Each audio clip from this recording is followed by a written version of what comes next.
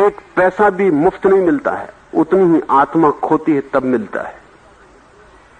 एक सफलता भी मुफ्त नहीं मिलती, उतना ही अस्तित्व नष्ट होता है तब मिलती है। इसलिए जो बहुत सफल हो जाते हैं बाहर की दुनिया में, भीतर बिल्कुल खाली हो जाते हैं, भीतर उनके कुछ भी नहीं बचता। हिटलर के पास आत्मा जैसी कोई चीज नहीं बचती, बच नहीं सकती। अगर आत्मा बचानी हो तो हिटलर जो कर रहा है वो नहीं हो सकता। धन की ढेर लगा लेनी हो तो फिर भीतर दरिद्र होना जरूरी है। भीतर की दरिद्रता आवश्यक है, क्योंकि उसी की कीमत पर मिलता है ये। संसार में तो श्रम विश्राम नहीं, संसार में तो अशांति शांति नहीं, संसार में तो पुरुषार्थ भाग्य नहीं, लेकिन परमात्मा को पाने का रास्ता बिल्कुल उल्टा है। होगा ही, क्योंकि परमात्मा की दिशा उल्टी है। संसार में जाते हैं बाहर की तरफ, परमात्मा में जाते हैं भीतर की तरफ, उल्टा हो जाएगा सब। तो जिन जिन कामों से संसार में सफलता मिलती, उन्हीं उन्हीं कामों से परमात्मा में असफलता मिलती। इसे ठीक गणित की तरह समझ लें।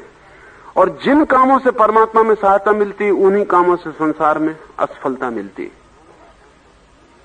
और दोनों में साथ साथ सफलता नहीं मिलती, नहीं मिल सकती, नहीं मिलनी चाहिए। अगर आप परमात्मा को पाने के लिए अशांत हो रहे हैं तो फिर आपको परमात्मा ना मिलेगा। आप परमात्मा को भी संसार की एक वस्तु की भांति समझ रहे हैं। इसलिए ज्ञानियों ने कहा है, उसे पाना हो तो प्रयत्न भी छोड़ देना पड़ता है। उसे पाना हो तो उसके पाने की वासना भी छोड़ देनी पड़ती है। उसे पाना हो तो उसको भी भूल जाना पड़ता है, क्योंकि फिर उसकी भी खटक बनी रहे कि अभी तक नहीं मिला, अभी तक नहीं मिला, तो उससे भी बेचैनी होती।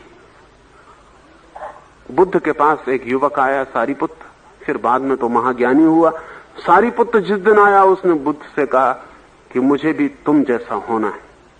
तो बुद्ध ने कहा, ये ख्याल छोड़ तो हो सकता है, अगर ये ख्याल पकड़ लिया तो मुसीबत, क्योंकि जब मैं हुआ मेरे जैसा तो मुझे ये बिल्कुल ख्याल नहीं था, इसलिए हो पाया।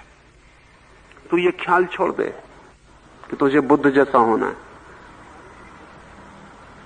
सारीपुत्र अनेक वर्ष मेहनत किया, लेकिन वो ख्याल नहीं छूटता था कि मुझे भी बुद्ध जैसा होना है। तो बुद्ध ने उसे एक दिन बुला के कहा कि सारीपुत्र, तू सब कर रहा है, सिर्फ एक चीज बाधा डाल रही है। ये वासना कि तुझे मुझ जैसा होना है, यही तुझे मुझ जैसा नहीं होने दे रही है। तू ये वासना छोड़ दे। और जिस दिन सारीपुत्र ये वासना भी छोड़ पाया, उसी दिन बुद्ध जैसा हो गया। तो परमात्मा को पाने के लिए ज्ञानी कहते हैं प्रयत्न भी, शुरू में तो प्रयत्न करना होता है, क्योंकि हमारी आदतें खराब हैं, बिना प्रयत्न के हम कुछ समझ ही नहीं सकते, लेकिन उसे भी छोड़ देना होता है। उसका लक्ष्य भी छोड़ देना होता है। वो ना मिले तो भी इतना ही प्रसन्न होना होता है जितना कि वो मिल जाए। तो ये महत्वाकांक्षा भी छोड़ देनी होती है कि मैं ईश्वर को खोज के रहूंगा। और जिस दिन कोई महत्वाकांक्षा नहीं होती, कोई प्रयत्न नहीं होता और चित्त बिल्कुल शांत और शिथिल होता है, न महत्वाकांक्षा है तो अशांति होगी कैसे? कोई तनाव नहीं होता, कोई दौड़ नहीं होती, कहीं पहुंचना नहीं है। ऐसी स्वीकृति विश्राम है। ऐसी स्वीकृति में वो उपलब्ध हो जाता है। संसार को पाना है, दौड़िए, खूब पागल होकर दौड़िए, शराब पी के दौड़िए। परमात्मा को पाना है तो दौड़िए ही मत, और सब तरह के नशे, सब तरह की महत्वाकांक्षाएं छोड़ दीजिए। अगर संसार पाना है तो जैसे नदी में कोई तैरता है उल्टी धारा की तरफ, वैसे तैरिए। बड़ी ताकत लगानी पड़ेगी, तब भी जरूरी नहीं कि पहुंच जाएं, क्योंकि आप अकेले नहीं तैर रहे हैं, और लोग भी तैर रहे हैं, और लोग भी तैर नहीं रहे हैं। आप न पहुंच जाएं इसमें भी बाधा डाल रहे हैं, और खुद पहुंच जाएं इसका उपाय कर रहे हैं। आप अकेले नहीं हैं संसार में, और भी उपद्रव आसपास चल रहा है बड़ा। अगर 3.5-4 अरब आदमी हैं तो हर एक आदमी के खिलाफ 4 अरब आदमी काम कर रहे हैं।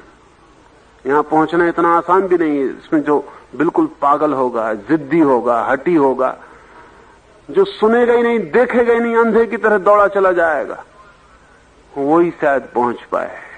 लेकिन अगर परमात्मा में जाना है तो तैरना जैसा नहीं है, बहने जैसा है।